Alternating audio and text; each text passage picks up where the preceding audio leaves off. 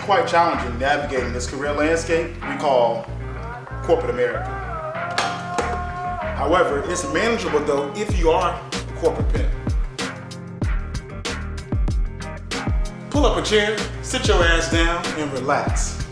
You're now tuning into the making of a corporate pimp.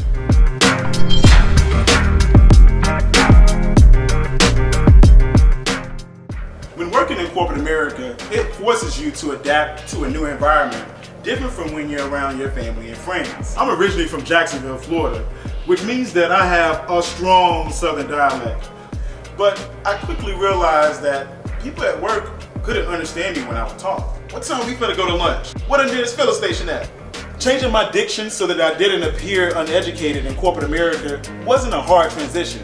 But because I come from a family that shows their affection through touch, instead of greeting someone with a handshake, I would give them a hug.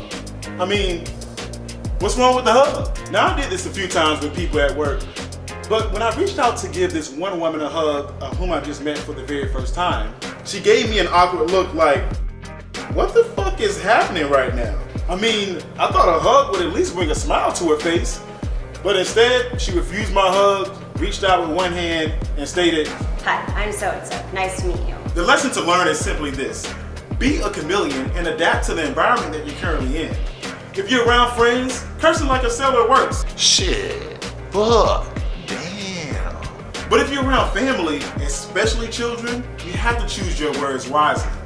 Same thing applies when you're at work.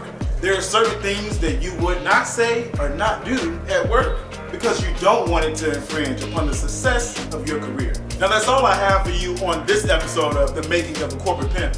But make sure you hit that subscribe button, like button, follow, hit them all. Stay tuned for even more pimped out content.